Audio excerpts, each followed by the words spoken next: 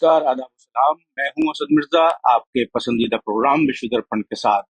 आज हम बात करेंगे अल अक्सा मस्जिद की, लेकिन उससे पहले आपसे गुजारिश है कि अगर आपने अभी तक मीडिया स्टार वर्ल्ड चैनल को सब्सक्राइब नहीं किया है तो उसे फौरन सब्सक्राइब करें और स्क्रीन के नीचे दिए गए बेल के साइन को दबाना ना भूलें, ताकि जैसे ही हमारा वीडियो अपलोड हो आपके पास उसका नोटिफिकेशन फौरन पहुंच सके। तो आइए अब बात करते हैं अल अक्सा मस्जिद की। ये कहाँ पर स्थित है और मुसलमानों के अलावा और धर्मों के लिए इसकी क्या अहमियत है, और आखिर में ये जानने की कोशिश करेंगे कि हालिया अरसे में इस मस्जिद के ऊपर क्या लड़ाई या विवाद है, और इस विवाद में इजराइल और फलस्तीन का क्या रोल या स्टैंड है। सबसे पहले बात करते हैं अल अक्सा की मौजूदगी की। अल अक्सा मस्जिद मौजूद है जेरूसलम शहर में, जो कि इंसानी सभ्यता या तहजीब का सबसे पुराना धार्मिक विवाद का केंद्र रहा है। जेरूसलम जॉर्डन नदी और मेडिटेरेनियन सी के बीच मौजूद है। जेरूसलम पिछले हजारों सालों से दुनिया के 3 मजहबों या धर्मों का होली या ऐतिहासिक केंद्र रहा है। ये 3 मजहब या धर्म है: जुडाइज्म यानी यहूदी, क्रिश्चियनिटी यानी ईसाई, और इस्लाम यानी मुसलमान। जेरूसलम शहर इन तीनों मजहबों की आपसी लड़ाई और जंग का केंद्र भी रहा है। लेकिन जेरूसलम के सदियों पुराने कॉन्फ्लिक्ट या लड़ाई की वजह सिर्फ धर्म ही नहीं है, बल्कि जियोपॉलिटिक्स भी है। आगे हम बात करेंगे जेरूसलम के उस इतिहास या तारीख की जो उसे दुनिया में सबसे ज्यादा खबरों में रहने वाला शहर बनाता है।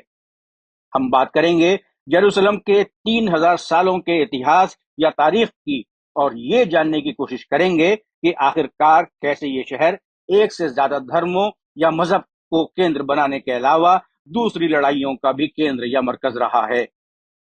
आइए सबसे पहले बात करते हैं जेरूसलम की धार्मिक या मजहबी अहमियत या महत्व की। इस बारे में बात करने से पहले यहाँ कायम टेम्पल माउंट या हरम अल शरीफ की अहमियत जानना भी जरूरी है।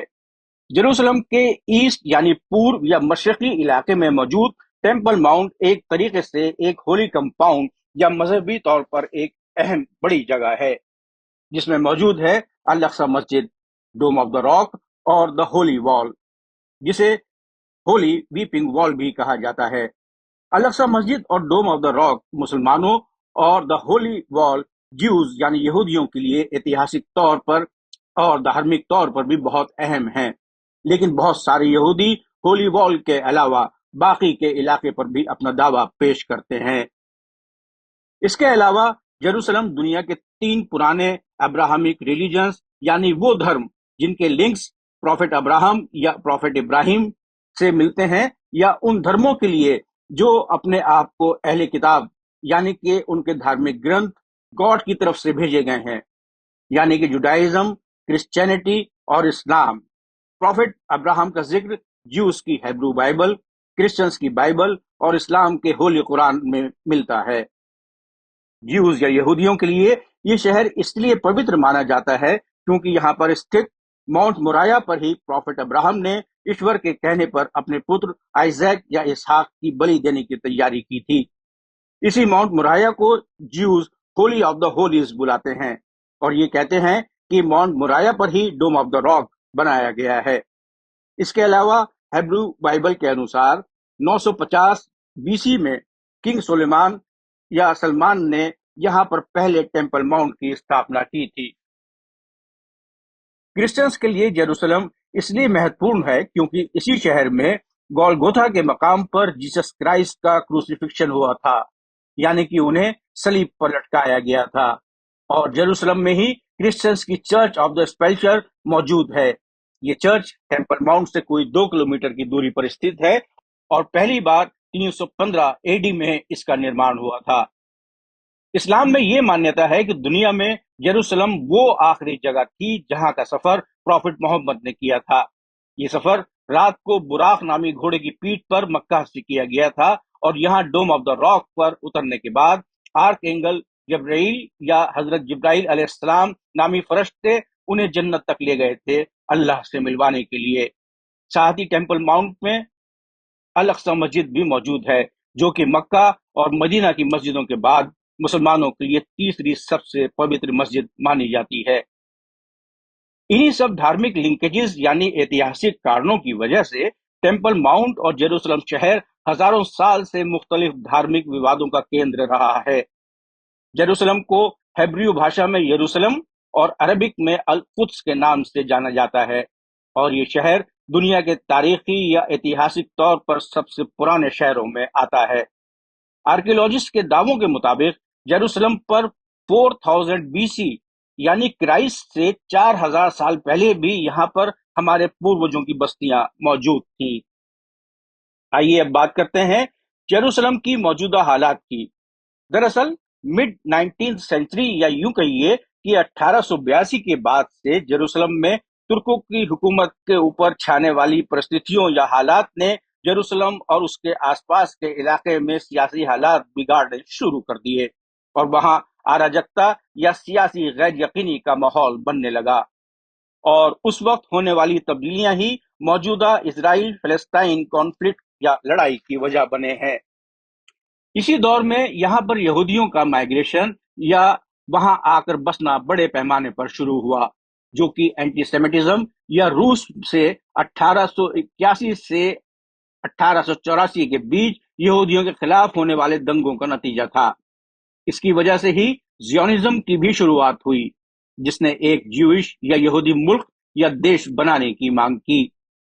1918 میں پہلے وشو یدھ یا ورلڈ وار 1 کے ختم ہونے کے بعد لیگ آف نیشنز نے فلسطین کا کنٹرول برٹش سامراجیہ کے ہاتھوں میں دے دیا، لیکن برطانوی راج میں یہ علاقہ کافی انسٹیبل اور لڑائیوں سے بھرا رہا۔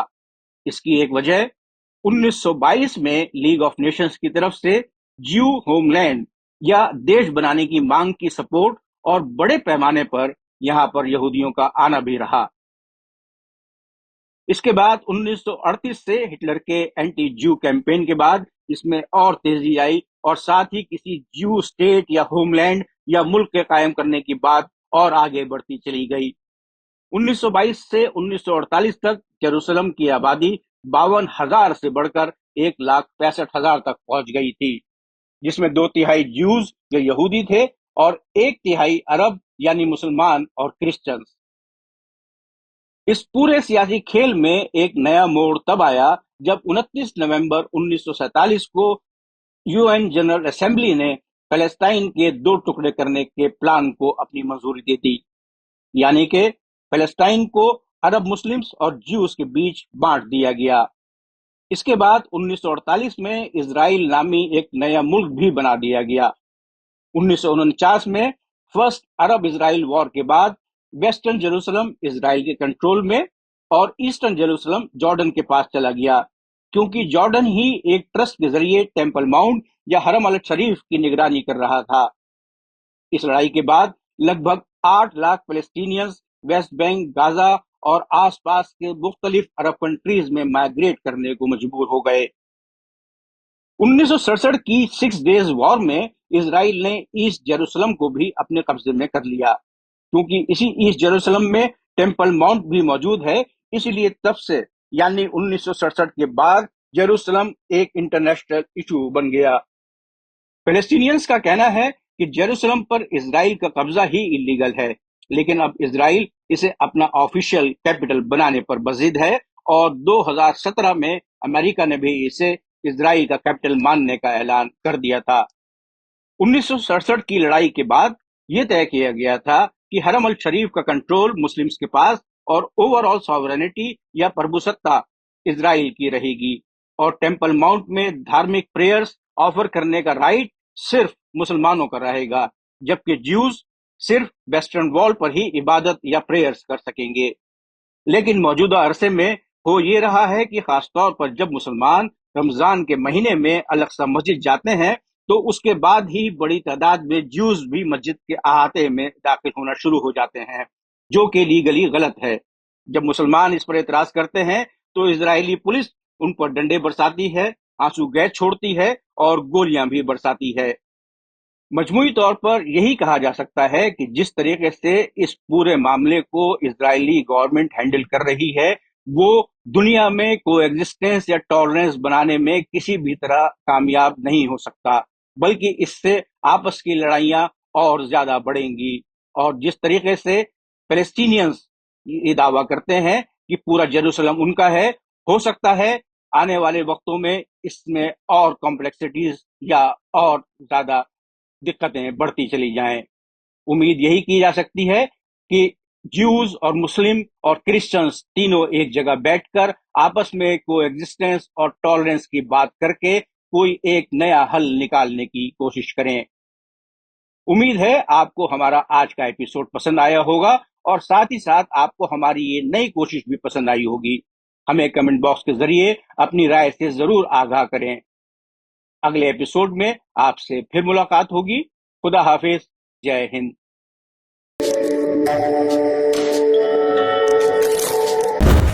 मीडिया स्टार वर्ल्ड के और वीडियो देखने के लिए हमारे चैनल को सब्सक्राइब करें और सीधे नोटिफिकेशन पाने के लिए बेल आइकन दबाएं। और अगर हमारी खबर सच्ची और अच्छी लगे तो अपने व्हाट्सएप, इंस्टाग्राम, फेसबुक और ट्विटर अकाउंट पर ज़रूर शेयर करें।